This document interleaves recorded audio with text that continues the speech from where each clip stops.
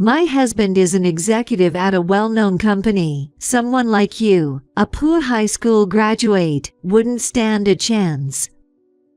Alex next to me heard that and whispered to me, Cheryl's husband is the sales manager at that famous Royal Insurance. I was quite surprised by these words. Your husband is the sales manager at Royal Insurance, but the name is... Oh, do you know my husband? My current last name isn't Martin, you know. I went by Martin at the reunion to avoid confusion, but now my surname is Green. Does that match the sales manager's name you know? Finally, I understood everything.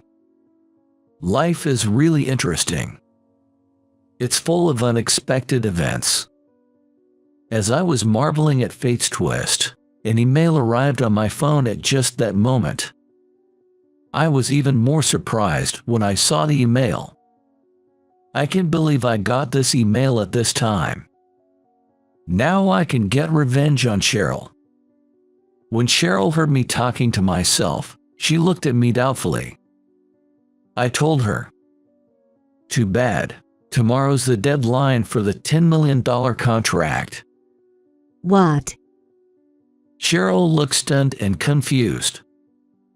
Oops, my bad. Can't talk more about it. It's business. But one thing I can say, you're going to hell from tomorrow. I smirked fearlessly.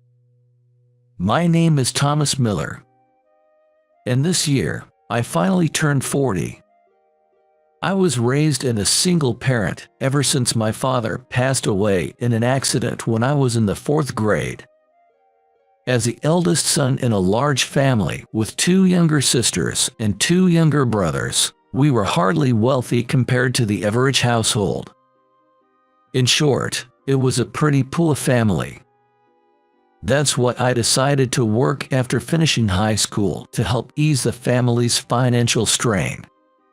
Nowadays, you need to at least graduate from university, or you'll struggle later. You have good grades. It's such a waste. I think you can manage a public university, so please go. My mother earnestly advised me to continue to university. However, I wasn't particularly fond of academic study and didn't mind starting work after finishing high school. In my mind, school and university was a place for those who wanted to study. If you didn't want to study, there was no need to pursue further education. I still believe this to be true. I had a stronger desire to earn money and learn useful knowledge in the real world. I think graduating from university might have its benefits. There is some fun in going to university and hanging out with friends, but the desire to earn money outweighs that. If I ever want to go to university, I can always take online classes or attend night classes, so it'll work out. I reasoned with my mother. I didn't have to go to university afterwards, so I didn't go to online courses or night classes. Since I started working right after high school graduation, I now have 22 years of work experience at the age of 40.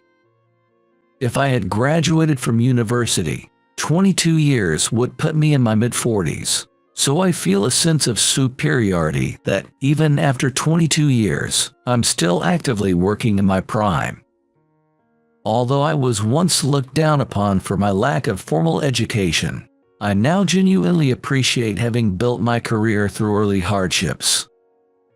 If I could meet my younger self, I'd advise, there's no need to go to university. After graduating high school, I got a job at the automotive sheet metal factory.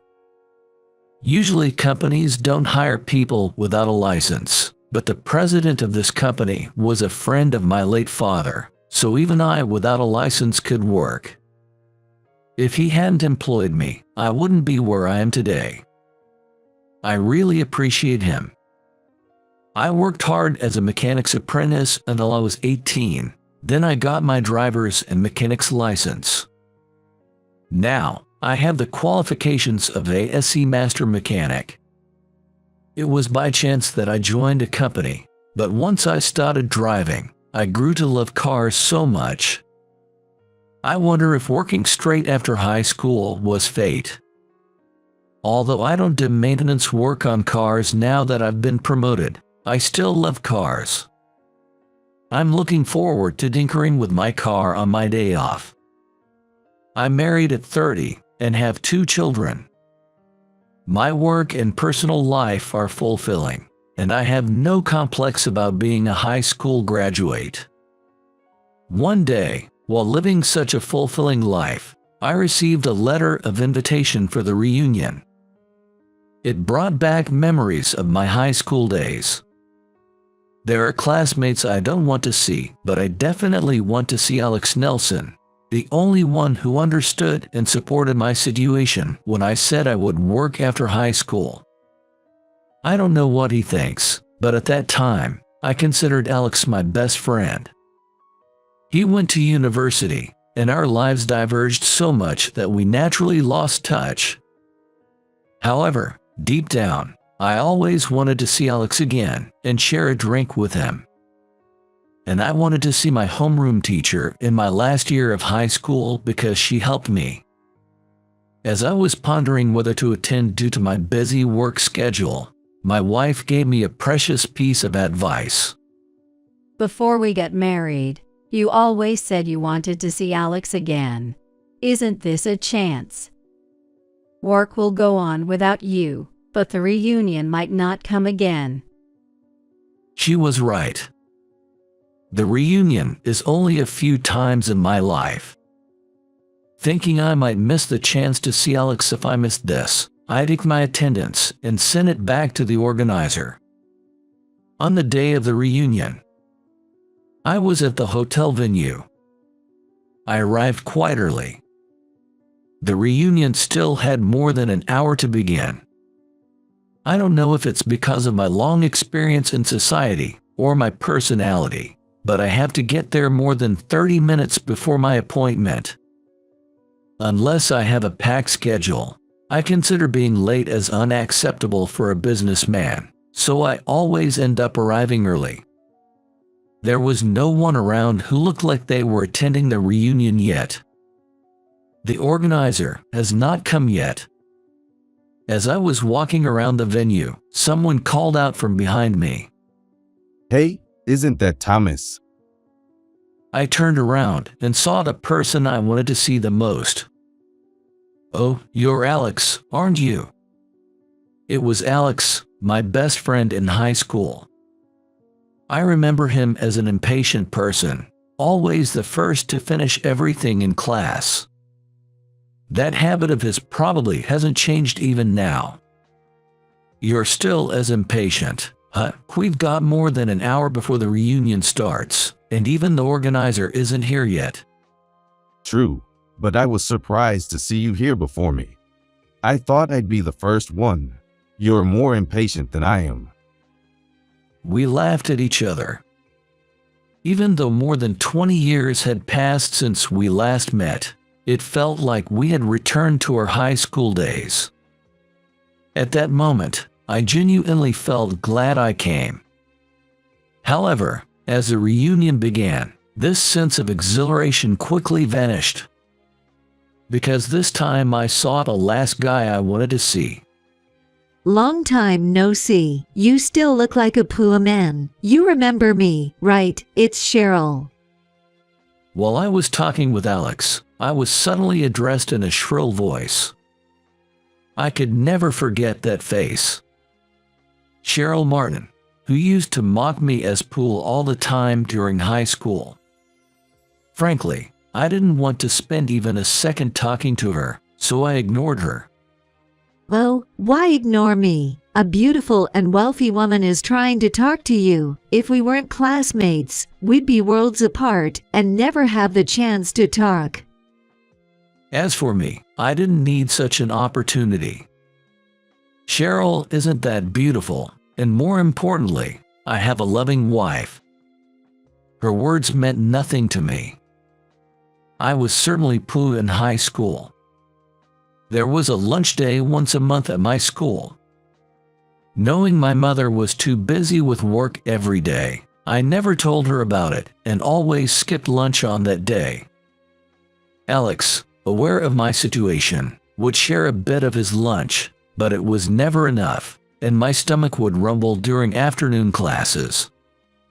Cheryl, who was sitting next to me, mocked me for that. Thomas's stomach is so loud, I can't concentrate on the class. Poor people can't even eat lunch. Thomas's father has passed away, and H is a single-parent family. His mother is struggling. Don't mock him like that. Normally, people have insurance or savings for emergencies, right? His family is too poor to have been able to afford it. If you're struggling with money, you should just ask for help from your father's or mother's family, right? If you can't do that, then his family has been poor for generations. My parents were both from single parents, so my family certainly wasn't rich. But why should I be mocked by Cheryl for that? Is being poor a crime? She acted as if poor people didn't even deserve to exist. It was truly humiliating. Only those who have experienced it know what it's like for a teenage boy to have his worth denied in front of everyone. Unfortunately, I was in the same class as her all through high school, so she kept mocking me. She represents a dark chapter of my high school life. Now, I'm working in the automotive industry and earning a decent living. At least I don't think I'm the kind of poor person you can mock anymore. And even if I were poor, it wouldn't bother you, right? I've grown older, so there's no reason for Cheryl to freely insult me. I spoke my mind boldly, and for a moment, she seemed taken aback. But she was really unpleasant. She paused for a moment, seemed to come up with a subject to mock me, and opened her mouth to me again. By the way, you started working right after high school, didn't you? Nowadays, finishing just high school seems a bit outdated. I heard you became a mechanic. Is that true? Yes, it's true. I got my ASE Master Mechanic and became a car maintenance specialist. Even with just a high school diploma, you can achieve a lot if you try. So, you work all greasy and dirty as a mechanic. That's not sophistication, huh? That may be fitting for a poor person. Cheryl seems to still believe in a hierarchy of jobs, even at her age. Without jobs like mechanics, no one could safely drive their cars, but she seems ungrateful for that. Don't you own a car? Who do you think maintains it to ensure it's safe to drive? The mechanics you look down on are the ones making sure your car is safe to drive. In my case, I always have a new car, so it's fine. If it needs maintenance, I just buy a new one. Maintenance is only needed for beat-up cars, right? Don't compare my car with those. Talking to her is pointless. Even new cars may break down, and maintenance improves your chances of a safe and comfortable ride. This should be common knowledge to anyone with a bit of understanding. Even though she had no knowledge, she was saying sloppy things because she wanted to mock me. Because of that, she was looked at coldly by her classmates. But she didn't realize that. No one succeeds in manual labor, and even though it was successful, it was at such a low level. The low level is a success for the bottom of high school graduates. You are pleased. If the person themselves feels happy, then that's what matters, isn't it? I don't want others to dictate my happiness. I clearly don't see eye to eye with you, so please stop talking to me. I decided to ignore her because talking to her would only make me uncomfortable. I didn't want to spoil the reunion, which was supposed to be a special occasion. While I completely ignored Cheryl, she looked bored but then smirked as if she had an idea. And she's done incredible things to me. Cheers to the reunion. she exclaimed, and then proceeded to pour beer over my head. I got completely soaked. Hey, what are you doing? Alex yelled on my behalf, but it was too late. I had my hair styled at the salon in the morning for the reunion, but it was all ruined now. Understandably, the other classmates were taken aback by the scene. Alex offered me his handkerchief, but I gave it back to him as I did not want to dirty it, and I borrowed a towel from the hotel staff. As I wiped my head without a word, Cheryl suddenly excused herself, thinking she had gone a little too far. Are you mad? This is just a joke, you know, like how they pour beer in baseball celebrations. I thought it would be fitting for our reunion. It was a terrible excuse. But she would be absolutely furious if I were to pour beer on her. I was silently wondering how I could get revenge on Cheryl. It's not just about this incident. Considering everything up to now, I feel I need to do something significant to her. Otherwise, I won't be satisfied.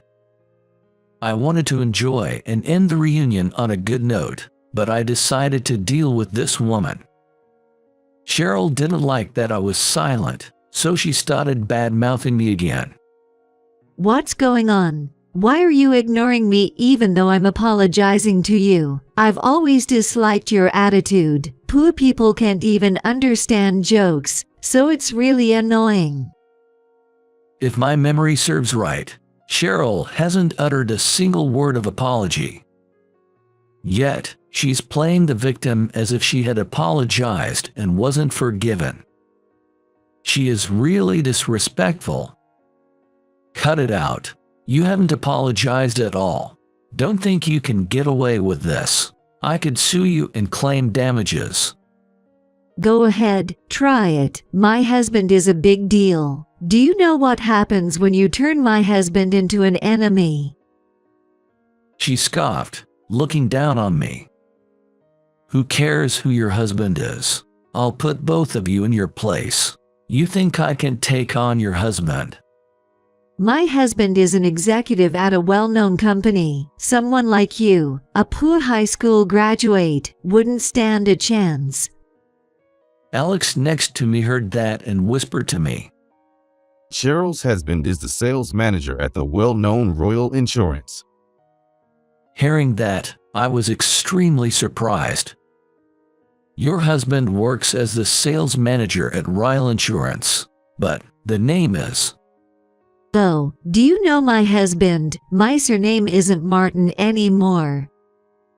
I used Martin at the reunion to avoid confusion, but it's now Green. Does that match the sales manager you know? Finally, everything clicked. Life is truly fascinating. It's a series of unexpected events. As I was marveling at fate's twist, an email arrived on my phone at just that moment. I was even more surprised when I saw the email. I can't believe I got this email at this time. Now I can get revenge on Cheryl. When Cheryl heard me talking to myself, she looked at me doubtfully. I told her, "Too bad. Tomorrow's the deadline for the $10 million contract." What? Cheryl looked confused. Oops, my bad. Can't talk more about it. It's business. But one thing I can say, you're going to hell from tomorrow. I smirked fearlessly. The next day, there was a call from Cheryl at my office. My secretary transferred the call to me. You have a call from Cheryl. She calls herself your classmate. What should I do? I hadn't expected her to call my office, but knowing it was Cheryl, I could guess the reason. I was curious to know what Cheryl would say, so I decided to take the call. Hello, I'm on a line.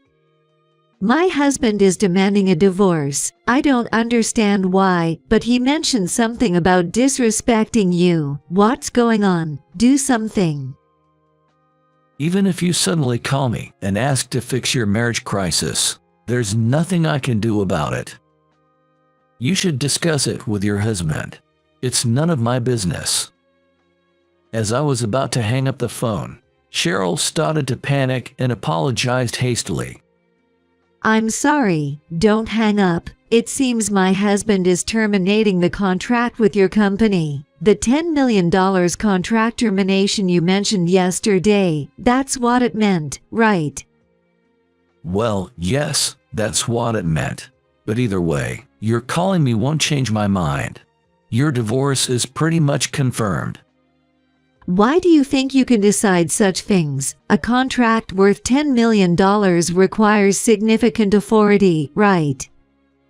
She still thought it was some kind of mistake because she didn't understand that I could decide on a $10 million contract. You called my company, and you still don't get it.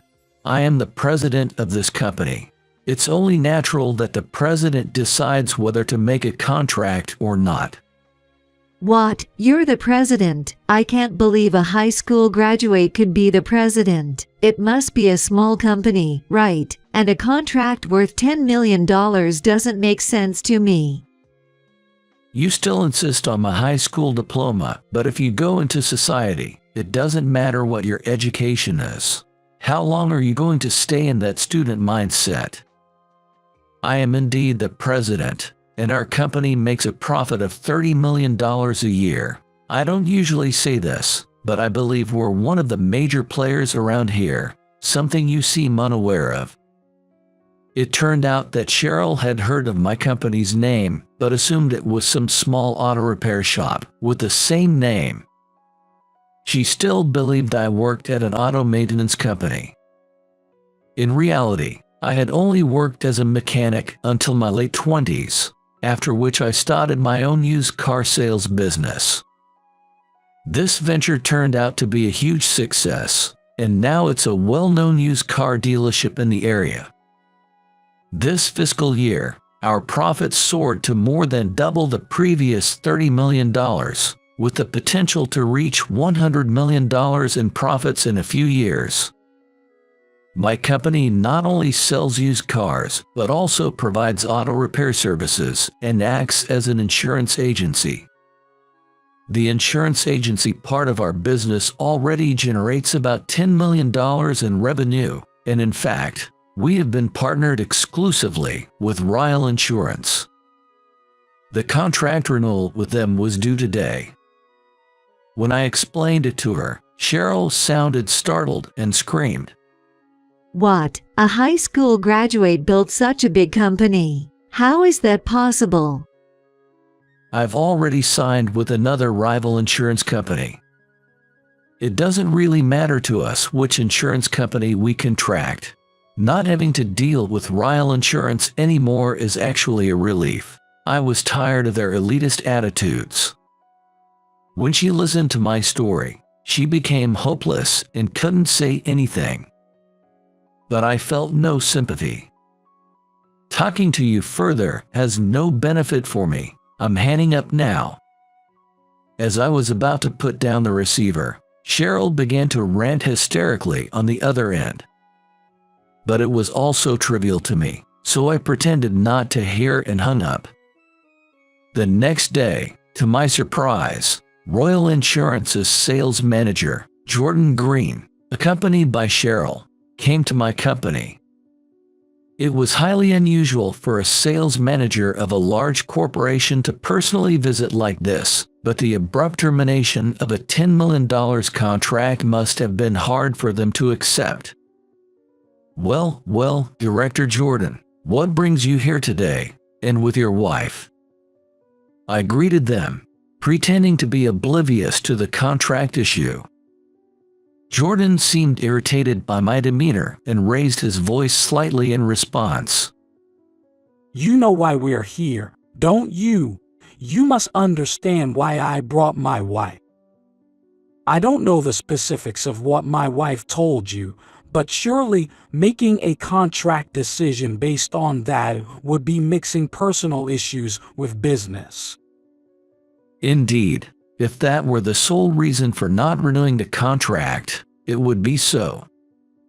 However, our decision to not renew the contract wasn't just because of your wife. There are valid reasons behind it. However, Jordan was not open to listening. I don't want to hear such convenient excuses. I'm even considering divorcing my wife over this. Show some sincerity on your part. His speaking became increasingly rough.